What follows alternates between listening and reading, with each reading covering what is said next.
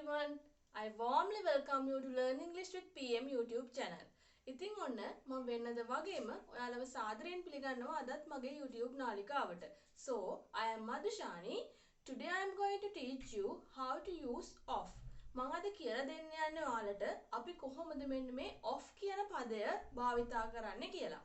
ඉතින් ඔයා අද මගේ මේ පාඩම් මාලාවට සම්බන්ධ වෙන කෙනෙක් නම් අනිවාර්යයෙන්ම මගේ YouTube channel එක subscribe කරලා අපිත් එක්ක එකතු වෙන්න. පහළ තියෙන subscribe button එක click කරලා bell icon එකත් click කරලා අපිත් එක්ක එකතු වෙන්න. ඒ වගේම තමයි ඔයා මගේ අද මේ පාඩම් මාලාවට සම්බන්ධ වෙන ළමයෙක් නම් මගේ කලින් වීඩියෝස් බලලා ඒ වගේ lessons බලලා ඔයාලට මොනවා හරි අමාරු තැනක් තියෙනවා නම් comment එකක් දාලා මගෙන් අහන්න. ඉතින් අද මම කියව දෙන්නේ ඔයාලට off භාවිතා කරන ආකාරයනේ. මොකද්ද මේ off? මොන වගේ අවස්ථාවලදීද අපිට භාවිතා කරන්න පුළුවන් කියන එක මම අද මේ lesson එකෙන් ඔයාලට කියලා දෙනවා. හොඳයි. ඉතින් අපි සාමාන්‍යයෙන් මෙන්න මේ off කියන පදය භාවිතා කරන්නේ අප්‍රාණවාචී දේවල් එක්ක. ඒ කියන්නේ එහෙම නැත්නම් මොන හරි කෙනෙක්ගේ අයිතියක් අපි ප්‍රකාශ කිරීමේදී තමයි අපි මේක භාවිතා කරන්නේ. සමහර විට සතෙක්ගේ දෙයක් වෙන්න පුළුවන්. එහෙම නැත්නම් සමහර විට මොන හරි වස්තුවක දෙයක් වෙන්න පුළුවන් අයිතියක් ප්‍රකාශ කිරීම. අන්න එවැනි අවස්ථාවලදී තමයි අපි off භාවිතා කරන්නේ. අපි example එකක් ගමුකෝ. අපි කියනවා පුටුවේ කකුල. ඒ වගේ කියනවා. එහෙම නැත්නම් මේසයේ කකුල. ඔන්න ඔය විදිහට අපි එක එක දේවල් වල අයිතිය ප්‍රකාශ කරනවනේ නේද? අන්න එවැනි අවස්ථාවලදී අපිට මෙන්න මේ off කියන පදය භාවිතා කිරීමට හැකියාව තියෙනවා. හරි. මම examples ටිකක් දාලා තියෙනවා. ඔයාලට board එක පේනවා. බලමු අපි මොනවද කියලා. මොන වගේ අවස්ථාවලද භාවිතා කරන්න කියලා. Okay. Look at the first one. බලන්නකෝ පළවෙනි එක. පළවෙනි එකේ ඔයාලට පේනවා ලියලා තියෙනවා the leg of the table. ඔයාලට පේනවා අපි මෙතන off අරගෙන තියෙනවා නේද? The leg of the table. What is the meaning of this sentence? මේ sentence එකේ meaning එක මොකද්ද වෙන්නේ? මේසයේ කකුල නේද? දැන් ඔයාලට පේනවා මෙතන අපිට දැන් සමහරලාට ඔයාලා කියනවා නේද the table's leg කියලා. එහෙම කිව්වොත් ඒ වාක්‍ය සම්පූර්ණයෙන්ම වැරදි නේද? අපි සාමාන්‍යයෙන් අයිතියක් ප්‍රකාශ කිරීමේදී මෙන්න මේ off කියන පදය අනිවාර්යයෙන්ම භාවිතා කරන්න ඕනේ. එතනදී the leg of the table මෙන්න මේ වාක්‍ය තමයි හරියන්නේ. දැන් ඔයාලට පේනවා අපි සිංහලයේදී කියනකොට කියන්නේ මේසයේ කකුල කියලානේ. ඒත් ඔයාලට පේනව නේද? මෙතන මේ වචන දෙක මාරු වෙලා තියෙනවා. නේද? leg කියන එකයි table කියන එකයි මාරු වෙලා. ඒ කියන්නේ අපි සිංහලෙන් දෙයක් ප්‍රකාශ කරද්දී අපි කියනවට වඩා අපි ඒක ඉංග්‍රීසි වලට translate කරද්දී වචන දෙක මාරු වෙනවා නේද? අන්න ඒක ඔයාලා චුට්ටක් ඔළුවේ තියාගන්න මතකයේ තියාගන්න. හරි. එතකොට පේනවා මෙතන the leg of the table. මේසයේ කකුල. දැන් අපිට ඔය වගේ similar sentence එකක් හදන්න පුළුවන් නේ. මොකක්ද අපිට ගන්න පුළුවන්? The leg of the chair. What is the meaning? මොකක්ද තේරුම වෙන්නේ? The leg of the chair. පුටුවේ කකුල. නේද? අන්න ඒ විදියට අපිට ඕනනම් කියන්න පුළුවන් the branch of the tree. branch කියන්නේ මොකක්ද? අත්තනේ. ගසෙහි අත්ත. කියලා අපි කියන්නේ. එතකොට අපි කියනවා the branch of the tree. ගසෙහි අත්ත. අන්න ඔය විදියට අපිට අයිතිය ප්‍රකාශ කරන දේවල් වලදී භාවිතා කරන්න පුළුවන් නේද? ඒ වගේම අපි බලමු second sentence එක. දැන් අපි මෙතන කිව්වේ මේසයේ කකුලනේ. දැන් අපිට කියන්න ඕන මේසයේ කකුල කැඩිලා. පොඩි වචනයක් එකතු වෙලා. කැඩිලා කියන කෑල්ල නේද? කැඩිලා කියන එකට අපිට කොහොමද ඉංග්‍රීසියෙන් කියන්නේ? broken කියන එක. එතකොට පොඩි වෙනසක් අපිට කරන්න තියෙන්නේ අර විදියටම අගට තමයි අපිට එකතු කරන්න තියෙන්නේ. එතනත් අයිතිය ප්‍රකාශ කිරීමක් නේද? අපි බලමු එතෙන්දී කොහොමද මේ sentence එක හැදෙන්නේ කියලා. The leg of the table is broken. What is the meaning? The leg of පේනවා මෙතන ඔයාලට off අරගෙන තියෙනවා අපි එතන අර වගේම the leg of the table is broken. මේසයේ කකුල කැඩිලා. එහෙම නැත්නම් අපිට කියන්න පුළුවන් the leg of the chair is broken. What is the meaning? අපි sentence එක වෙනස් කරා. chair කරා. එතකොට පුටුවේ කකුල කැඩිලා. ඒ වගේ. The leg of the chair is broken. පුටුවේ කකුල කැඩිලා. අන්න ඒ විදිහට. අපි බලමු ඊළඟට මෙන්න මේ third one. තුන්වෙනි sentence එක. The name of the book. What is the meaning? එතනත් අයිතිය ප්‍රකාශ කිරීමක් නේද? The name of the book. එහෙම නැත්නම් අපිට කියන්න the name of the novel. පොතෙහි නම. එතකොට පොතට අයිති වෙනවනේ. ඒක belong. අයිති වෙනවා. එතකොට අයිතිය ප්‍රකාශ කිරීමක් නේද? එතකොට අපි මෙතන ඔයාලට පේනවා of භාවිතා කරලා තියෙනවා නේද? අපි ආයෙ පාරක් ඒ sentence එක කියලා බලමු. The name of the book. පොතෙහි නම. එහෙම නැත්නම් අපිට කියන්න the name of the novel. නවකතාවෙහි නම. අයිතිය ප්‍රකාශ කිරීමක් නේද? අන්න ඒ විදිහට අපි දැන් මේ sentences තුනම ගත්තම ඔයාලට පේනවා මොනවා හරි අයිතියක් ප්‍රකාශ කිරීමෙන් තමයි අපි භාවිතා කරලා තියෙන්නේ කියලා නේද? එතෙන්දිත් ඔයාලට පේනවා පොතෙහි නම කියන්නේ අපි සිංහලෙන් කියන්නේ. මෙතන ඔයාලට පේනවා ඉංග්‍රීසි වලදී වචන දෙක change වෙලා මාරු වෙලානේ. එතකොට ඒ දෙක වෙනස් වෙලා තමයි sentence එකේ යෙදෙන්නේ. right. ඊට පස්සේ අපි ඒ sentence එකම අපි වෙනස් කරලා ගමු. අපිට sentence එකක් අපි මෙතන මේ question එකක් ප්‍රශ්නයක් හදලා තියෙන්නේ නේ. බලමු අපි කොහොමද මේ question එක හදන්නේ කියලා. බලන්නකෝ. What's the name of the book? What's the name of the book? මේ පේනව නේද? Name of the book. What's the name of the book? මොකක්ද පොතෙහි නම? What's the name of the book? මොකක්ද පොතෙහි නම? පොතේ නම. කියන්නේ පොතට අයිති වෙනවනේ. ඒ කියන්නේ අපිට මේක ප්‍රශ්නයක් හදද්දී උනත් යොදා ගන්න පුළුවන් පොඩි වෙනසයි වෙන්නේ. මේ WH word එකක් මොනට ඇවිල්ලානේ? What's the name of the book? මොකක්ද පොතෙහි නම? What's the name of the book? අපිට ඕන නම් කියන්න පුළුවන් What's the name of the man? අර මිනිස්සෙගේ නම මොකක්ද? ඒ වගේ කෙනෙක්. අයිති දෙයක් නේ කෙනෙක්ට නේද? ඒ වගේ. එහෙම නැත්නම් කියන්න පුළුවන් What's the name of the film? Film එකේ නම මොකක්ද? ඔන්න ඔය විදිහට අපිට කියන්නේ අපි day to day life එකේ එදිනදා ජීවිතයේදී අපි භාවිතා කරන ඒවා වෙනස් කරගන්න හැකියාව තියෙනව නේද? අපිට දැන් මෙතන book විතරක් නෙවෙයිනේ. අපිට කියන්න පුළුවන් වුණා what's the name of the drama? නාට්‍යයේ නම මොකක්ද? What's the name of the film? Film එකේ නම මොකක්ද? මෙතන ගත්තා අපි what's the name of the book? පොතේ නම මොකක්ද? එහෙම නැත්නම් What's the name of the novel? නවකතාවෙහි නම මොකක්ද? අන්න ඒ විදිහට අපිට ඕනම දෙයක් අපිට අයිතියක් ප්‍රකාශ කිරීමේදී මෙතන අපිට වෙනස් කරලා අපිට භාවිතා කරන්න හැකියාව තියෙනවා. right. okay. ඊළඟට බලමු next one. මෙන්න මෙතන තියෙනවා මම ඊළඟ sentence එක අරගෙන ඔයාලට පේනවා the name of the film. චිත්‍රපටයෙහි නම. The name of the film. අර වගේම ඔයාලට තේරෙනව නේද මෙතන අපිට වෙනස් කරන්න පුළුවන් කියලා. ඕනම් book දාන්න පුළුවන්, drama, novel නේද? ඒ වගේ story book. අපි බලමු මේ වගේ වචනයක් දාලා ඒ වගේ noun එකක් දාලා කොහොමද මේක change වෙන්නේ කියලා. right. okay, look at the next one. The name of the drama. What is the meaning? මොකක්ද මේකේ තේරුම වෙන්නේ? The name of the drama. නාට්‍යයෙහි නම. The name of the drama. නාට්‍යයෙහි නම. එහෙම නැත්නම් ඔයාලට කියන්න පුළුවන් the name of the what? book. පොතෙහි නම. එහෙම නැත්නම් the name of the what? අපිට මොකක්ද දාන්න පුළුවන්? novel. පොතෙහි නම. ඔන්න ඔය විදිහට අපිට මෙන්න මේ විදිහට change කරලා sentence එක හදන්න හැකියාව තියෙනවා නේද? දැන් පේනවා ඔයාලට මේ අපි කතා කරපු හැම sentence එකකදීම අපි of භාවිතා කරලා තියෙනවා අයිතියක් ප්‍රකාශ කරන නේද? කෙනෙක්ට අයිති දෙයක්. නැත්නම් මොන හරි දෙයකට අයිති දෙයක් ගැන ප්‍රකාශ කිරීමේදී අපි of භාවිතා කරලා තියෙනවා කියලා ඔයාලට මෙන්න මේ sentences ටික බලුවාම හොඳටම අවබෝධ වෙනවා. right. okay. අපි බලමු next one. ඊළඟ එක the roof of the house. What is the meaning? roof කියන්නේ මොකද්ද? වහලනේ. වහල තියෙන්නේ කොහෙද? house.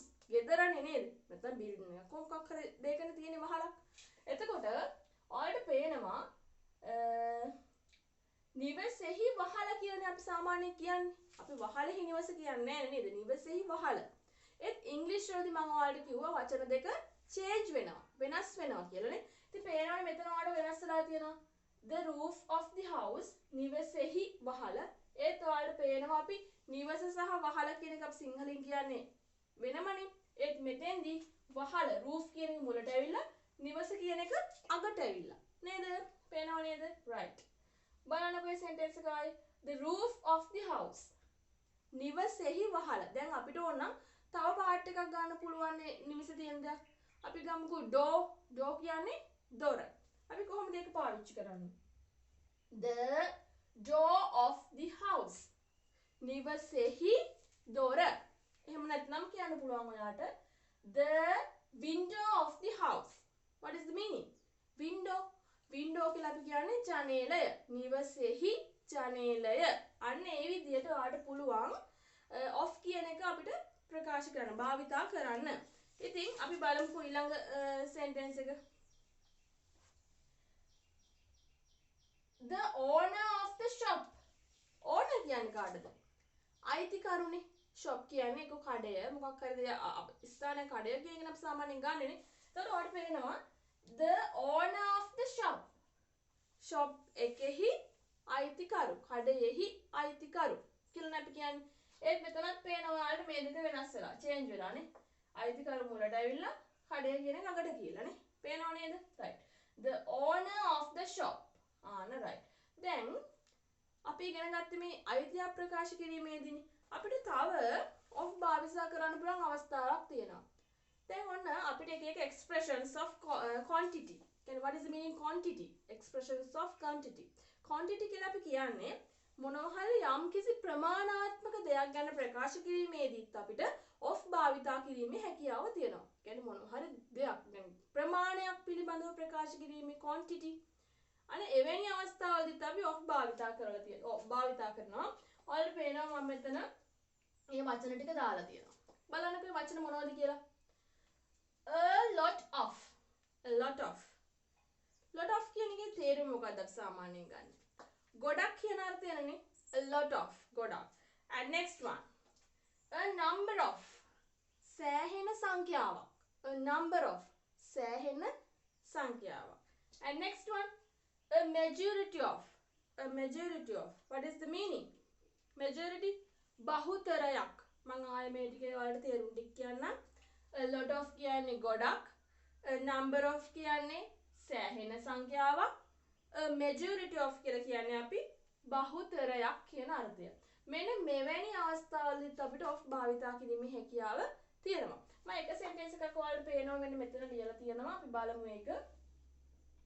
A lot of people watch this film.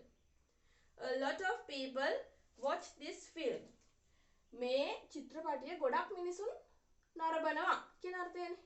එහෙම නැත්නම් ඔයාලට කියන්න පුළුවන් a lot of children watch this drama. ගොඩක් ළමයි මේ කතාව නාට්‍ය නරඹනවා කියන එකනේ. අපි බලමු ඊට පස්සේ මෙන්න මේ a number of කියන එකකට sentence එකක් හදලා අපිට කියන්න පුළුවන් a number of people study English. එහෙම නැත්නම් a number of students study English. What is the meaning? මොකක්ද මේ sentence එකේ තේරුම? ළමුන් සෑහෙන සංඛ්‍යාවක් ඉංග්‍රීසි ඉගෙන ගන්නවා. එහෙම නැත්නම් කියන්න පුළුවන් ඔයාට a number of people study English. A number of people study English. මිනිසුන් සෑහෙන සංඛ්‍යාවක් ඉංග්‍රීසි ඉගෙන ගන්නවා කියන අර්ථය නේද? එහෙම නැත්නම් කියන්න පුළුවන් අපිට අපි බලමු මෙන්න මේ majority කියන කරා a majority of අපිට මොකද්ද හදාන්න පුළුවන් sentence එක. ඔයාලා හිතන්න බලන්න අපිට majority කියන එකේ meaning එක වෙන්නේ බහුතරයක් කියන එක. ඒතකොට අපිට මොකද්ද හදාන්න පුළුවන් වෙන sentence එක? අපිට පුළුවන් කියන්න a majority of students hate maths. What is the meaning?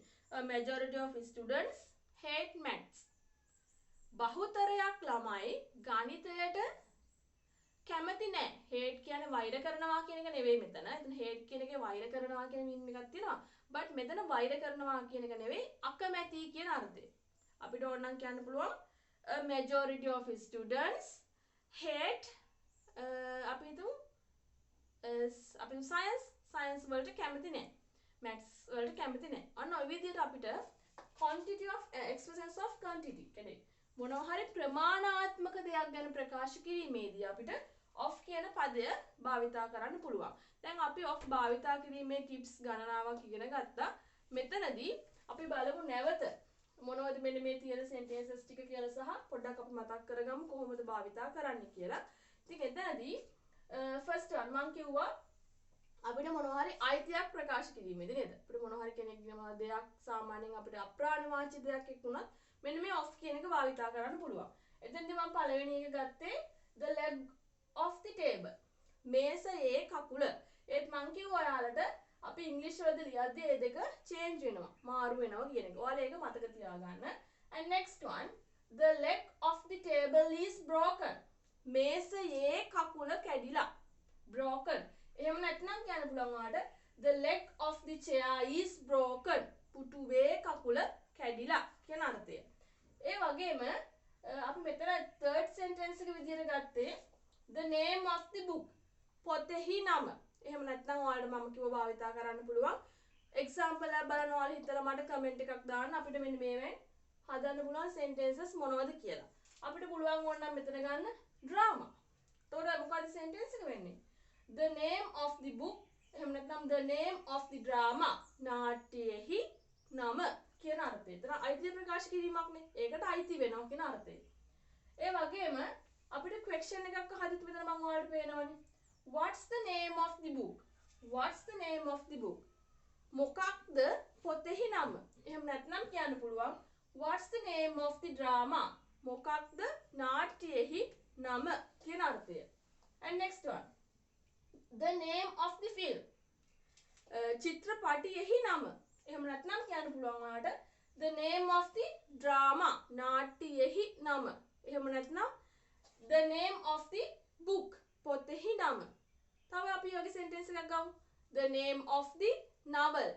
නවකතාවෙහි නම. අන්න ඒ ආකාරයට නේද? And next one, the roof of the house. අපි මෙතනත් of ගත්තා. ඔයාලට පේනවා නිවසේහි වහල. එහෙම නැත්නම් කියන්න පුළුවන් the window of the house. නිවසේහි ජනේලය. ඔන්න ඔය විදිහට අපිට පුළුවන් අප්‍රාණවාචී දේවල් එක්ක භාවිතා කරන්න අයිතිය හැඟවීමක් ප්‍රකාශ කිරීමේදී. ඒ වගේම මම අන්තිම ටිප් එක කියලා දුන්න ඔයාලට මතක තියාගන්න. මොකද්ද? expressions of quantity. يعني මොනවා හරි ප්‍රමාණාත්මක දෙයක් ගැන ප්‍රකාශ කිරීමේදී අපි භාවිතා කරනවා කියලා. එතෙන්දී අපි භාවිතා කරන වචන කිව්වා a lot of, a number of, a majority of. ඉතින් ඔයාලා අනිවාර්යයෙන්ම මේ වීඩියෝ එක post කරලා මේකේ යන වැදගත් කරුණු ඔයාලා අනිවාර්යෙන් පොතකට අරගෙන ලියා ගන්න. ඒ වගේම ඔයා එදිනදා ජීවිතයේදී භාවිතා කරන words සහ ඒ දේවල් එකතු කරලා sentences හදලා ඔයාලා note down කරගන්න. ඒ වගේම ඔයාලට මොනවා හරි මේ lesson එක ගැන ගැටලුවක් තියෙනවා නම් අනිවාර්යෙන් comment එකක් දාලා මගෙන් අහන්න. ඔයාලගේ like එකක් සහ comment එකක් ගොඩක් වටිනවා මේක ඉස්සරහට කරගෙන යන්න. ඒ නිසා අනිවාර්යෙන්ම මේක share කරන්න වගේ යාළුවෝ අතරේ. ඒ වගේම තමයි ඔයාලට තව මොනවා හරි ඉදිරියට ඕන පාඩම් තියෙනවා නම් අනිවාර්යෙන්ම comment එකක් දාලා කියන්න. ඒ වගේම අපිත් එක්ක දිගටම එකතු වෙලා ඉන්න. ඔයාගේ ඉංග්‍රීසි දැනුම වැඩි කරගන්න. So today my lesson is end and wish you all the best.